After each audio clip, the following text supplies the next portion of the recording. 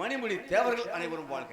வாழ்க தமிழ், வளர்க தமிழ் குலம். வாக்குண்டா நல்ல மனம் உண்டா, நோக்குண்டா மேடுதுலங்காது துப்பார் பொறுமேனி தும்பிக்கையினை என் பாதம் பணிகின்றேன். தப்பாமல் சங்க தமிழ் மூன்றும் தான்.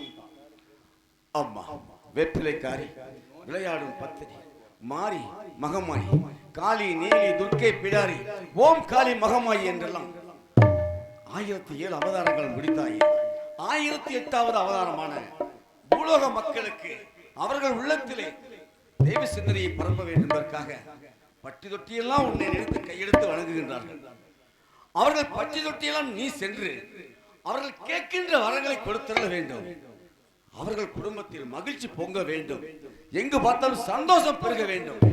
வருடந்தோறும் உன்னையே எனது கை கொண்டு வணங்குவதால் அவர்களுக்கு நல்ல ஆதரவு கொடுக்க வேண்டும். தாயே, நல்ல ஆதரவு கொடுக்க வேண்டும். மாணிக்க வீணையே, மரகத பதுமையே, வைரத்தில் தோய்ந்த மனமே, மதங்கமா முனிவனின் மாதவ செல்வியே, மாதுளம் சிவந்த வெளியே, ஆணி பொன் கட்டிலே அரியாசனத்திலே அரசால வந்த தேவி, ஓம் எனும் எழுத்திலே ஓங்கார வனத்திலே பிரணவம் தந்த காளி,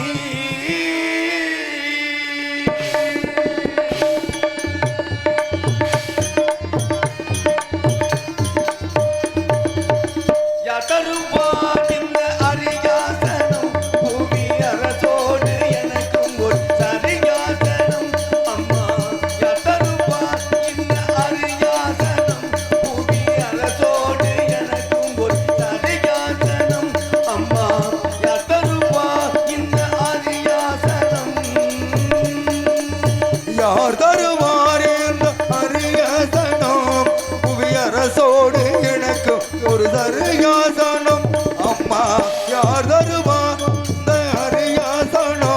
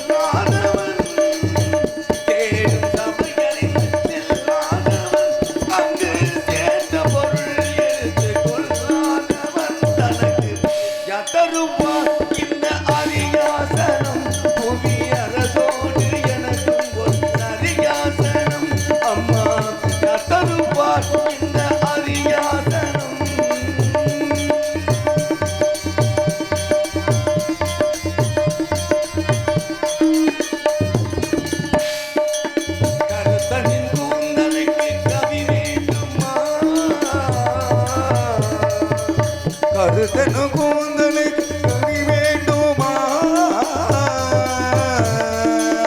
கருத்தனின் கூந்தலுக்கு கவி வேண்டுமா உங்கள் காலிட்ட சலங்கைக்கு கவி வேண்டுமா கருத்தனு கூந்தலுக்கு கவி வேண்டுமா ஒரு காலிட்ட சலங்கை கவி வேண்டுமா சிறந்த புனிதையான இசை வேண்டுமா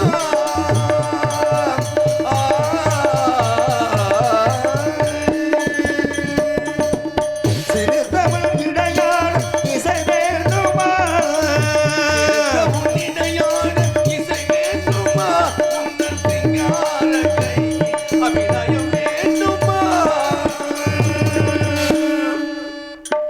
தருவார் இந்த அரியாசனம் புவியரசோடு எனக்கும் ஒரு அரியாசனம் அம்மா தருவார் இந்த அரியாசனம்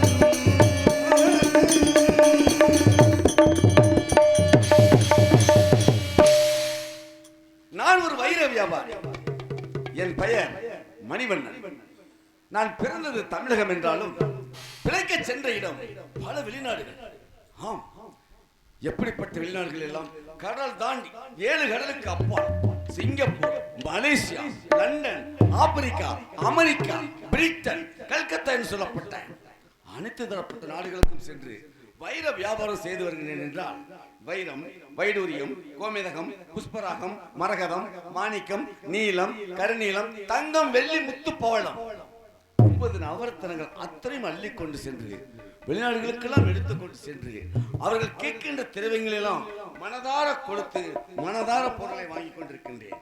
அப்படி வெளிநாடுகளுக்கெல்லாம் செல்லும் பொழுது என்னை தங்கத்தால் வானவரம் கட்டி வரவேற்றார்கள், வெள்ளியால் குத்துவிளக்கேற்றி என்னை உபசரித்தார்கள். பார்க்கின்ற இடமெல்லாம் பரவசம், நான் செல்லுகின்ற இடமெல்லாம் செழிப்பு. எப்படி என்றால், உலகம் பிறந்தது எனக்காக, ஓடும் நதிகள் எனக்காக, உலகம் பிறந்தது எனக்காக, ஓடும் நதிகள் எனக்காக, மலர்கள் மலர்வதும் எனக்காக, அன்னை மணியை விரித்தாள் எனக்காக, உலகம் பிறந்தது எனக்காக, ஓடும் நதிகள் எனக்காக.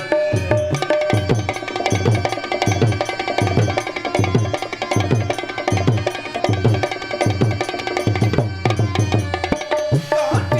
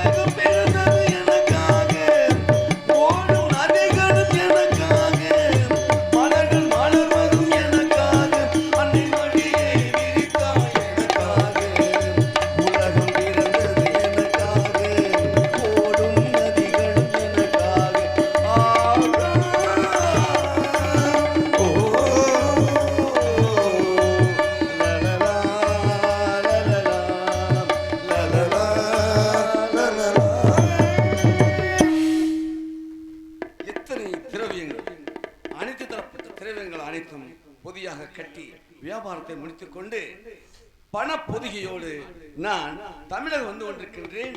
தமிழகம் வந்த இடத்திலே மதுரையை நோக்கி செல்ல வேண்டும் என்றால் காலதாமதம் ஆகிவிட்டது. காலதாமதம் ஆகிவிட்டது என்று விட்டால் என்ன செய்வது? நாம் எங்காவது தங்கி இருந்து ஓய்வெடுத்து விட்டு பிறகுதான் செல்ல வேண்டும். அதற்கு என்ன செய்ய வேண்டும்? எங்காவது ஒரு சிறந்த ஒரு இடத்தை பார்க்க வேண்டும், நல்லது இடத்தை பார்க்க வேண்டும். ஆம், என் தாயானவர் வழி அனுப்பி வைத்திருக்கிறார். இன்ற பொழுதின் பெரிது பக்கம் தன் மகனை சான்றோன் என கேட்ட தாய் தன் மகன் சிறந்த அறிவாளி என்று பலர் கூற கேட்கும் பொழுது அவனை பெற்றெடுத்த நேரத்திலே அடைந்த சந்தோஷத்தை காட்டிலும் இன்னும் அதிகமாக மகிழ்ச்சி. அம்மா, 10 மாதம் சுமந்து பெற்றெடுத்தாயே, பேணி காத்து வளர்த்தாயே, எறும்பு கடிக்காமல் பாதுகாத்தாயே. அம்மா, உன்னை கையெடுத்து வணங்குகின்றேன். தாயில்லாமல் நான் இல்லை, தானே எவரும் பிறந்ததில்லை. எனக்கு ஒரு தாய் இருக்கின்றான், என்றும் என்னை காக்கின்றார். தாயில்லாமல் நான் இல்லை.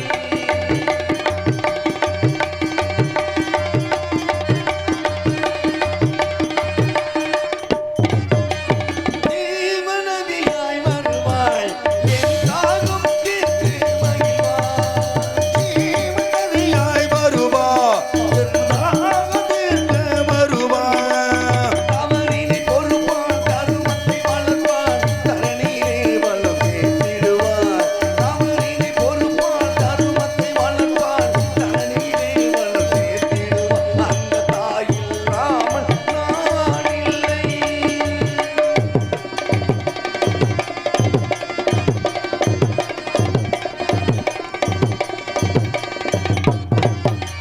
தூய நிலமாய் கிடப்பாய், தன் தோளில் என்னை சுமப்பாய்.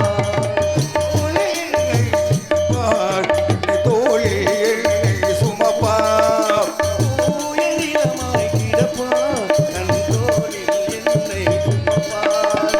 தன்மையில்லாமல் தான் விதித்தாலும், தன்மையில்லாமல் தான் விதித்தாலும், தாய்மையிலே மனம் கனிந்திடும்.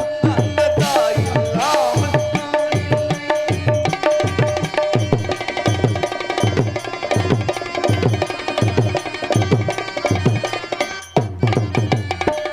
ஏகவீதியில் நடப்பான், உயிர் மூச்சினிலே கடந்திருப்பான்.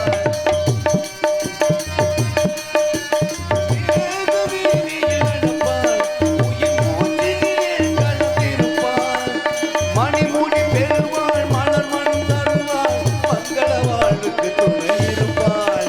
மணிமுடி பெறுவாள், மலர் மனம் தருவாள், மங்கள வாழ்வுக்கு துணை இருப்பாள். அந்த தாயில்லாமல் நான் இல்லை.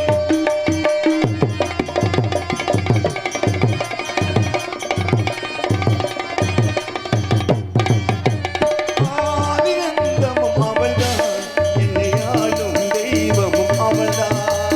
ஆதியந்தம் அவள்தான், என்னை ஆளும் தெய்வம் அவள்தான். அகந்தையை அழிப்பார், ஆற்றலை வளர்ப்பார். அகந்தையை அழிப்பார், ஆற்றலை வளர்ப்பார். அவள்தான் அன்னை மகாசக்தி. அந்த தாயில்லாமல் நான் இல்லை, தானே எவரும் பிறந்ததில்லை. எனக்கு ஒரு தாய் இருக்கின்றாள், என்றும் என்னை காக்கின்றாள். தாயில்லாமல் நான் இல்லை. ஆமா, எதிரிலே ஒரு சத்திரம் தென்படுகிறது. அந்த சத்திரத்தை பார்க்கும் பொழுது கண்ணை கவர்கின்ற வண்ண சத்திரமாகத்தான் தெரிகிறது. இந்த சத்திரத்துக்கு நாம் சென்றால் இன்று இரவு பொழுது தங்கி ஓய்வெடுத்து விட்டு அதிகாலை நேரத்திலே நாம் செல்லலாம். யாரோ வந்து கொண்டிருக்கின்றார், அவரை நான் பார்க்கிறேன்.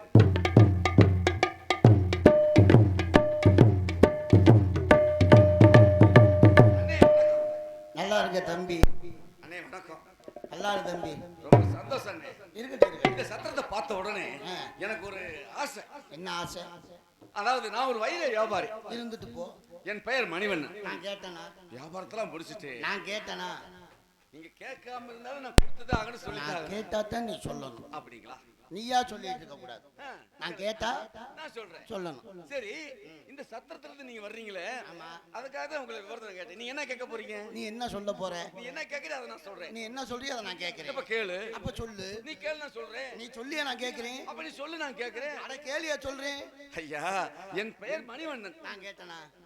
நீ கேட்கல, நான் சொல்லல. நான் கேட்டா தான் நீ சொல்லணும். நீ கேட்கவே இல்ல, நான் சொல்லவே இல்ல. நான் நீ சொல்லவே இல்லை, நான் கேட்கவே இல்லை. அப்ப கேளு. அப்ப சொல்லு. சொல்றேன். கேளு. என் பெயர் மணிவண்ணன். நான் கேட்டனா? என்னப்பா அது? என்ன கேட்கறேன்னே தெரியாம நீ வாடு சொல்லிட்டு இருந்தா நான் என்ன பண்ணுவேன்? அண்ணே, இந்த சத்திரத்துக்கு நான் இங்க வரணுங்கிற ஒரு ஆசை. ஏன்னா என்னன்னு கேட்டீங்கன்னா, நீ வந்துட்டு போ, வராம போ, இது எனக்கு தேவையில்லை. நீ இருந்துட்டு போ, இல்லாம போ, அது எனக்கு தேவையே கிடையாது. சரி. என்ன? நான் கேட்டா நீ சொல்லணும். சரி கேளுங்க. நீ சொல்லுங்க. சொல்லட்டா? கேக்கட்டா? நான் ஒரு வைர வியாபாரி. நீங்க தானே சொல்லுங்கன்னு சொன்னீங்க, நான் சொல்லிட்டேன். நான் ஒரு வைர வியாபாரி. ஐயே, நீங்க தானே சொன்னீங்க. கடைசியில திரும்பி திரும்பி அங்கதானே வர்ற. அப்ப திரும்பி திரும்பி அதானே கேக்குறீங்க. கேட்காம நீ ஏன் சொல்லக்கூடாது? கேளுங்க. அட சொல்லியா? ஐயா, நான் ஒரு வைர வியாபாரி. வைத்திய வியாபாரியா? வைர வியாபாரி. நான் வந்து வைர வியாபாரமா செஞ்சுட்டு வியாபாரம் பண்ணிட்டு இருக்கிறேன். என் பேர் மணிவண்ணன். உன் பேர் முனிவண்ணன்? முனி அல்ல, மணி. மணி கிணிங்கினி. எங்க இருந்து வர? அதாவது வெளிநாட்டுக்கெல்லாம் சென்று வியாபாரத்துல முடித்து விட்டு சொந்த ஊரான மதுரைக்கு போலான்னு போயிட்டு இருந்தேன். போக வேண்டியதானே? இங்க என்ன வேலை? ஐயா, காலதாமதம் ஆகிவிட்டது அல்லவா, இருட்டாகி விட்டது. ஏனென்றால் என்னிடத்துல நிறைய பொருள் திரவியம் அனைத்தும் அதிகமாக இருக்கிறது. இருக்கட்டும், நீ வச்சுக்கிட்டு போ. அதுக்கு நாங்க என்ன, நானா பாதுகாப்பு வர முடியும்? கல்வர்கள் களவாடி சென்று விடுவார்கள் அல்லவா, அதற்காக எனக்கும் பாதுகாப்பு, நான் கொண்டு வந்த பொருளுக்கும் பாதுகாப்பு. சரி. அப்படி இருக்கும் பொழுது நான் இங்கு வந்து இந்த சத்திரத்தை பார்த்த உடனே எனக்கு ஒரு தங்க வீடு வேண்டும். தங்க வீடா? ஆமா. பவுன் எவ்வளவு தெரியுமா? ஒரு பவுன் 80,000 சில்லறை. உனக்கு தங்க வீடு எவனாவது செஞ்சு கொடுப்பாங்களா? ஐயா, நீ தவறா நினைக்க கூடாது. நான் இந்த சத்திரத்தில் தங்குவதற்காக தங்க வீடு கேட்டேன். தங்க வீடு கேட்டேன். ஓ, தங்குவதற்கு அறை? அதேதான், வேற ஒண்ணும் இல்ல. எனக்கு ஒரு அறை வேண்டும். ஓ, ஆசை அவ்வளவுதான். இவ்வளவேதான். உன் பேரு மணிவண்ணன். மணிவண்ணன். பெரிய வைர வியாபாரி. ஏகப்பட்ட சொத்து வச்சிருக்க. ஆமா. இங்க வந்து தங்கறதுக்கு ஒரு அறை. அறை தானே, சப்புன்னு ஒண்ணு விடு. பலே அறை. அறை தான். ஆக மொத்தம் இப்ப ஏன் மேல கோச்ச கூடாது. ஐயா, உங்களுடைய உதவி எனக்கு எப்போதும் தேவை. எதுக்காக நான் கோச்சுக்குவேன்? ஆமா. சொல்லுங்க பார்க்கலாம். நீ என்ன கேட்ட? அறை வேணும். அறை வேணும், அவ்வளவுதானே? ஆமா. மறுபடியும் கேக்குறேன். ஐயோ, எனக்கு கொடுத்தீங்கன்னா போதும். ஒரே அறையில கடவா பல்லு உளுத்துரும். என்னது? கடாப்பல் விழுந்துருமா? ஆமா, நீ தானே அறை வேணும் அறை வேணும்னு. ஐயா, நீங்க தவறா புரிஞ்சுட்டீங்க. அறை என்றால் ரூம். ஓ, உனக்கு தங்குவதற்கு ஒரு அறை. அறை ரூம். தங்குவதற்கு ரூம் வேணும். ரூம் நாக்கில் நல்லா வசம் வச்சு தேய்ச்சிட்டா. அதாவது ஒரு விஷயம் தெரிஞ்சுக்க. என்னன்னு? யாரு வேணாலும் இந்த திண்டிவன சத்திரத்துக்கு வரலாம், தங்கலாம், சரி, ஓய்வு எடுக்கலாம், சரி, இருந்துட்டு போலாம், சரி. ஆனா ஒரு சின்ன நிபந்தனை என்ன அப்படின்னா, குடும்பத்தோடு வருபவர்களுக்கு மட்டும்தான் இங்க தங்குவதற்கு அனுமதி. அப்படியா? தனிப்பட்ட முறையில் இருப்பவர்களுக்கெல்லாம் இங்க அனுமதி கிடையாது. நீங்க எப்படி சொல்லிட்டா எப்படி? அப்படி என்ன இவ்வளவு தூரம் சட்டத்திட்டம்லாம் போடுறீங்களே, இந்த சத்திரத்துக்கு நீங்க யாரு? இப்ப கேட்டியே, இது நியாயமான கேள்வி. இவ்வளவு தூரம் சட்டத்திட்டம் சத்திரம் இல்லையே நான் இல்லை, நான் இல்லையே இந்த சத்திரம் இல்லை. அருமையா சொன்னீர்கள். அப்படி என்றால் இந்த என்ன என்று ஒரு இமையளவும் இந்த சத்திரத்தில் அசையாது. அதாவது தாங்கள் அணுவும் அசையாது. முதலாளியே வந்தாலும் நான் பார்த்து உள்ள போனா தான் போக முடியும். அப்ப நீங்க முதலாளி இல்லவா சத்திரத்துக்கு? அதை விட பெரிய வேலை. அதோட பெரிய வேலை கலெக்டரா? அதோட பெரிய வேலை தாசில்தாரா? கிளர்க்கா? அதோட பெரிய வேலை. அதோட பெரிய வேலைன்னா மை போட்டால் எழுதி கொடுக்குறாங்க. அதோட பெரிய அதோட பெரிய வேலை. அப்படி என்ன வேலை? வாட்ச்மேன். வாட்ச்மேன் வேலையா? சரி, செய்யும் தொழில் சீர்தூக்கி. ஏன்னு கேட்ப, முதலாளியே வந்தாலும் நான் கதவை திறந்தா தான் உள்ள போக முடியும். இதுக்கா சொல்ல? அப்பதானே. அதானே. ரொம்ப சந்தோஷம் அண்ணே. என்னதான் இருந்தாலும் ஒரு கட்டு திட்டத்தோட ஒரு மனப்பாங்கோட இந்த சத்தத்துல இருக்கிறீங்க. ஆமா. சரி, இந்த சத்திரத்துல நீங்க எல்லாமே அணு அசையாத சொல்லிருக்கீங்க. ஏன் வந்து குடும்பத்தோட வரணும்னு சொல்றோம்னா, குடும்பத்தோடு வந்து தங்குபவர்களுக்கு அன்றைக்கு மட்டும் ஓரளவுக்கு நெல்லு தரப்படும். நெல்லா? ஆமா. அந்த நெல்லை குத்தி அரிசியாகி அவர் உணவாக உண்டுவிட வேண்டும். நீ தனிமையில வந்திருக்க, நீ நெல்லு குத்த போறியா? நான் எப்படி? நீ சோத்துக்கு அடுத்த வீட்டெல்லாம் எதிர்பார்க்க ஒரு ஆளா வந்தவன் அப்படியே இல்லைனாலும் சோத்துக்கு நீ 4 பேத்த புடிச்சுக்கிட்டு. இல்ல நான் சோத்துக்கு 4 யோசனை கேட்பாங்களான்னு கேட்கறமே. சரி, அந்த சிரமம் வேண்டாம். சரி, பாத்துக்கலாம். சரி இந்த சட்ட உன்னை பார்த்தா பாவமா இருக்கு, சரி. பரிதாபமா இருக்கு. சரி. நீ வெளிநாட்டுல இருந்து அயர்ந்த கலைப்போடு வந்திருப்ப, நானே இறக்கப்படுறேன். சரி. இந்த சத்திரத்தில் அயல்நாட்டிலேயோ வெளிநாட்டிலிருந்து யாராவது வந்து தங்கினால் 3 பத்திரத்திற்கு சம்மதம் சொல்ல வேண்டும். ஐயா எனக்கு பத்திரமா நீங்க எழுதி கேட்கிற அளவுக்கு இந்த சத்திரத்துல அவனும் விலைக்கில வாங்கல ஐயா. இது எழுதி கொடுக்கக்கூடிய பத்திரம் கிடையாது, அப்படியா? சொல் பத்திரம் தான். 3 பத்திரத்துக்கு சம்மதித்தால் இந்த சத்திரத்தில் தங்குவதற்கு தாங்களுக்கு இடம் உண்டு. சரியாக சொன்னீங்க. அதாவது கண்ணை கவரக்கூடிய வண்ண சத்திரத்தை பார்க்கும் பொழுது என்ன மேலும் அங்கே அலைவாய்ந்து கொண்டிருக்கிறது என்றால் முதல் பத்திரம் என்ன தெரியுமா? என்ன பத்திரம்? ஓ, வாயு பத்திரம். ஐயோ, நல்லா பல்லு விலைக்கு காலை மாலை 2 வேளை பல்லு விலைக்கு தானே இருக்கேன். நாரத சொல்லையா என்கிட்ட பேசின மாதிரி தங்கி இருப்பவர்களிடம் வளவலன்னு பேசி சண்டை வந்தால் சத்திரம் பொறுப்பல்ல. ஆக மொத்தத்துல வாய பத்திரம் வச்சுக்கணும். யாகம் வராயினும் பத்திரமா இருக்கும். அதே ஓ, வாயு பத்திரம். 1வது பத்திரம் முடிஞ்சு போச்சு. 2வது பத்திரம் ஓ, கை பத்திரம். இதோ பாரு, கை சுத்தமாகத்தான் இருக்கிறது. நீ சுத்தமா வை, கழுவாம வை, எனக்கு தேவையில்லை. ஐயோ, சத்திரத்தில் அடுத்தவர்கள் பொருள் அது அழகாக இருந்து அந்த பொருளை எடுத்து சண்டை வந்தால் சத்திரம் பொறுப்பல்ல. அந்நியர் பொருளுக்கு ஆசைப்படக்கூடாது. அதேதான். சொந்தமாக வைத்துக் கொள்ள வேண்டும்.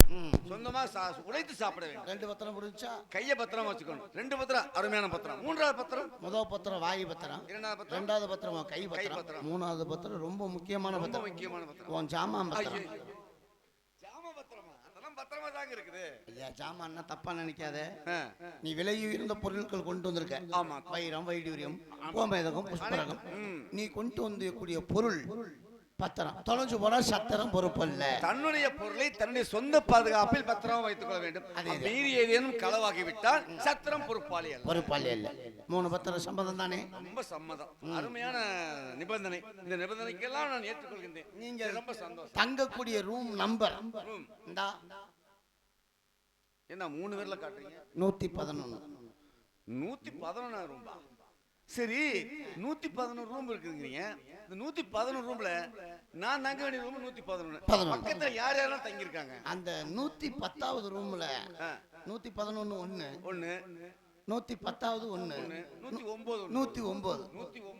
109வது ரூம்ல சரி ஒரு 90 வயசு ஒரு கிழவி இருக்கு. பெரிய மனுஷன். கிழவியா? நான் கூட என்ன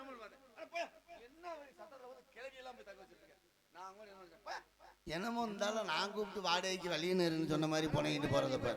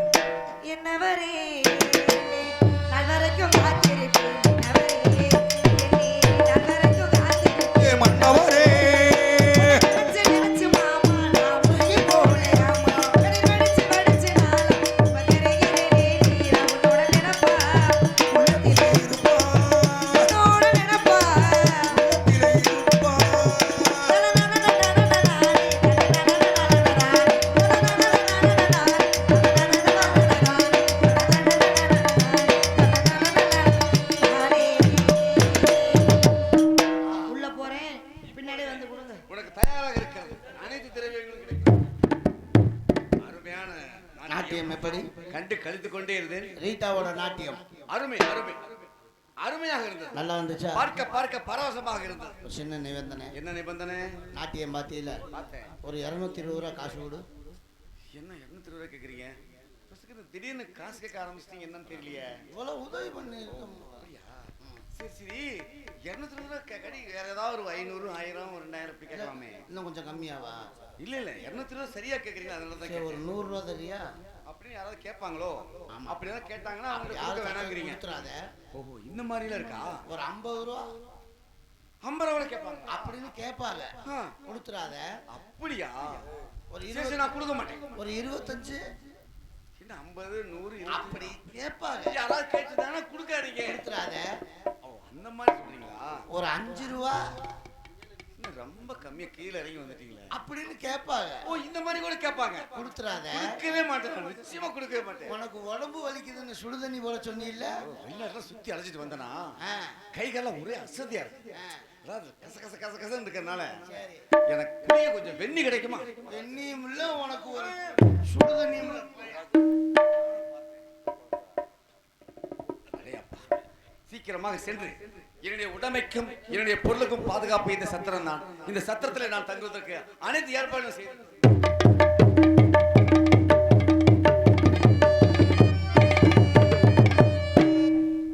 ஹலோ ஹலோ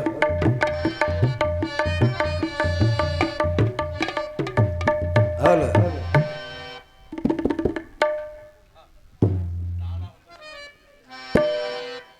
மனத்தோட்டம் போடுமென்று வேலைக்கு போனவர் கஞ்சி வேறு காய்ச்சி கொண்டு போன